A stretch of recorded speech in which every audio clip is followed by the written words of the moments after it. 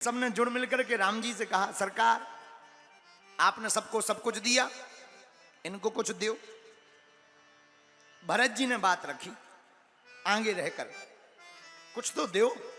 तो राम जी क्या बोले, भरत भाई कपि से उड़ने हम नाही, भरत भाई कपि से उड़ने सबसे उड़न है, हनुमान जी से उड़न नहीं हो सकते। फिर भी आप कहते हो तो आपकी बात को मानना पड़ेगा। राम जी बोले, हनुमान जी कुछ मांगो। हनुमान जी बोले, क्या चाहिए? आप मिल गए, सब है। नहीं नहीं, कुछ मांगो, सबकी इच्छा है। हनुमान जी बोले, हम प्रिय हैं या नहीं ये बताओ। राम जी बोले, बिल्कुल है। तो बोले, पर सबको एक एक वरदान दिया, हमें दो दो। पूरी अयोध्या के हाथ ला के बोले, दे दो दे दो, जान तो दो, दो दो, दो नहीं तीन ले, दे दो दे दो दे दो। हनुमान जी बोले, नहीं दो। हाँ मांगो मांगो। राम जी बोले, हाँ ठीक है, सबकी इच्छा है, दो मांगो। धन्य है वीर बजरंगबली। राम जी के दोनों चरणों को पकड़ करके बोले, आपके ये दोनों पद कमलों की सेवा जिंदगी भर मिली रहे और हमें इसके अलावा कुछ नहीं चाहिए। अयोध्या वारण अटे कागो के अब तो जाते ही अब बिल्कुल ही रजिस्टर्ड हो गए। अब कैसे जाएंगे साहब? अयोध्या वाले चिंता में पड़ गए। लेकिन राम जी से पूछा कि आप हनुमान जी से कितना प्रेम करते हो? तो हनुमान जी को देख करके राम जी कहते हैं, भरत भाई कपि से उड़ने हम नाही। इस बात को एक जगह और कहा, कितना प्रेम करते राम जी हनुमान जी से। तुम मम प्रिय भरत ही सम भाई, तुम मम प्रिय भरत ही सम भाई। भरत जी के समान तुम हमें प्रिय हो। हनुमान जी कहते, विभीषण देखो, हम कपि हैं, चंचल हैं, कामी है। ये रघुनाथ जी का प्रभाव तो देखो और राम जी का स्वभाव तो देखो कि हमारे जैसे बंदर को भी अपने चरणों में रखकर सुंदर बना दिया। और सुंदर ही नहीं, चारों युग परिताप तुम्हारा, चारों युग परिताप तुम्हारा, है परिसिद्धि जगत उजियारा, है परिसिद्धि जगत उजियारा। चारों युग परिताप तुम्हारा, परिसिद्धि जगत उजियारा, परिसिद्धि जगत उजियारा। श्री राम जय राम जय जय राम, श्री राम जय राम जय जय राम, श्री राम जय राम जय जय राम, श्री राम जय राम जय जय राम।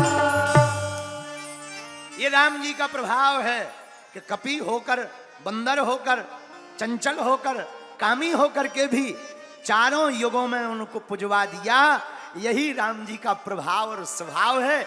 उन्हीं राम जी का आज जन्मोत्सव, रामनवमी प्रकटोत्सव है। और पूरे भारतवासियों को ऐसे राम के प्रकट होने पर राम राज्य की कल्पना के साथ और भारत हिंदू राष्ट्र की कल्पना के साथ ढेर सारी शुभकामनाएं हैं।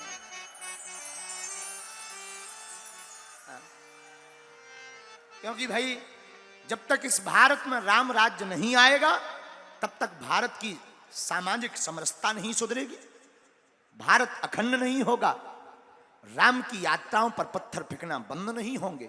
और ये तभी बंद होंगे जब भारत हिंदू राष्ट्र होगा।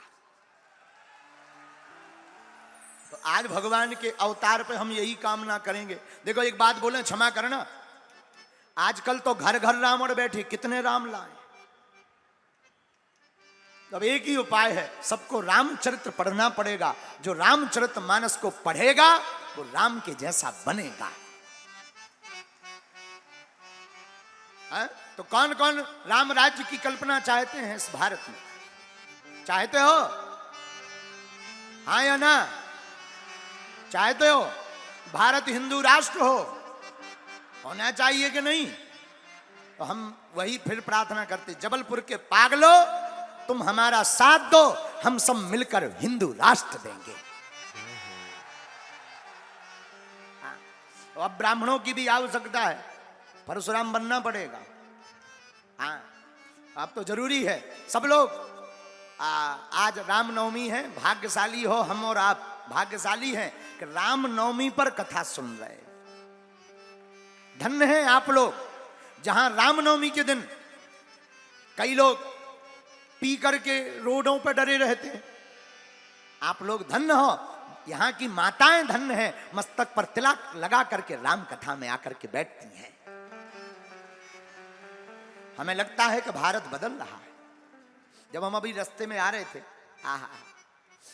छोटी छोटी बहनें, हमारी बहनें, युवान बहनें जो दिन रात मोबाइल और टीवी में लगी रहती थी, वो बहनें हाथ में मोबाइल लेकर के, पुष्प लेकर के रास्ते में खड़ी होती, साधु जी सीताराम बोलती, तब हमें लगता है कि यही बहनें जब किसी के घर बहू बनकर जाएंगी तो उस घर में भी राम राज्य लाने की कल्पना लेकर जाएंगी।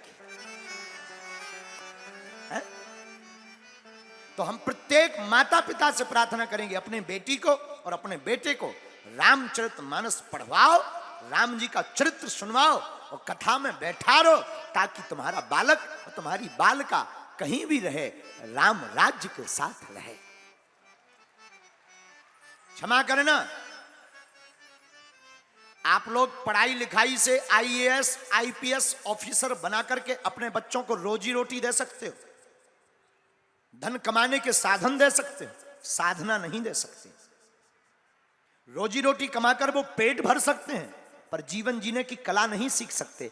जीवन जीने की कला को सीखने के लिए रामचरितमानस और सनातन वैदिक हिंदू धर्म के संस्कार को ही अपनाना पड़ेगा। इनके अलावा कोई दूजा साधन नहीं है। विदेशों में युवान बच्चे, बड़े बड़े शहरों में जवान बच्चे डिप्रेशन में आकर के आत्महत्या कर लेते हैं। कौन आत्महत्या करता? क्या आपने कभी किसी भक्त को आत्महत्या करते सुना?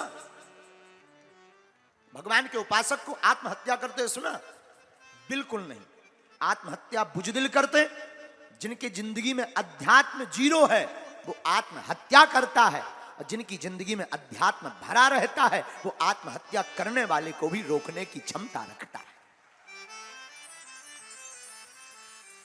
इसलिए हम प्रार्थना करेंगे, भारत के लोगों, आज रामनवमी पर तुम प्रण लेकर जाओ, प्रतिदिन अपने घर से बाहर निकलो तो मस्तक पर तिलक लगाओ।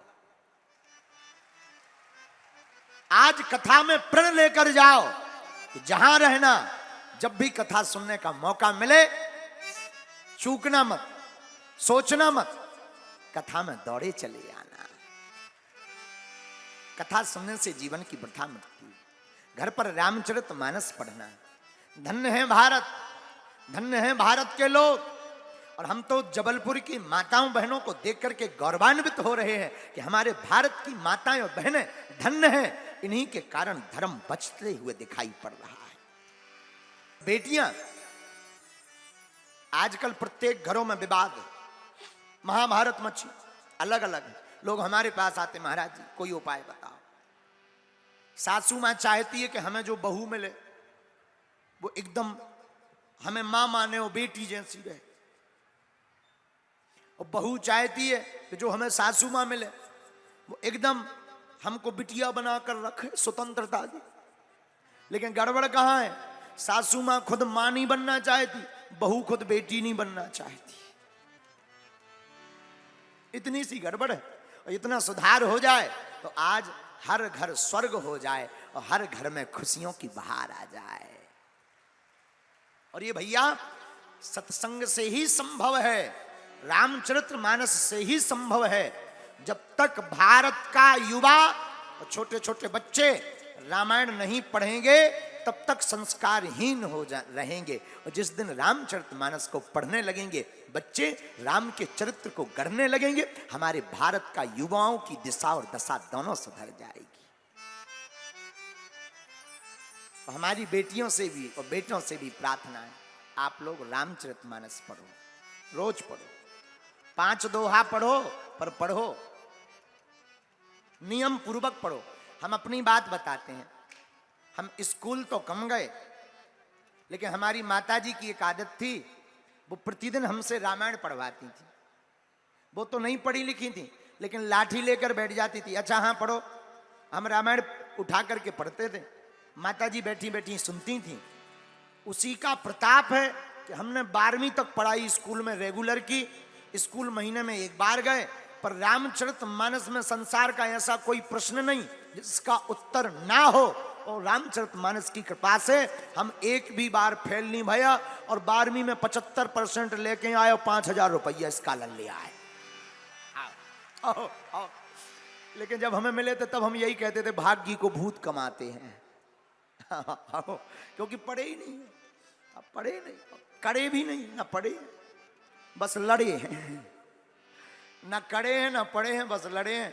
लेकिन धन्य है गुरु का प्रताप, रामचरितमानस का प्रताप। इसका मतलब ये नहीं है कि जितने बच्चा यहाँ पढ़ने वाले बैठे वो कल से स्कूल बंद कर दें, रामायण भर पढ़े। नहीं नहीं नहीं, ये हमारी तो मजबूरी थी।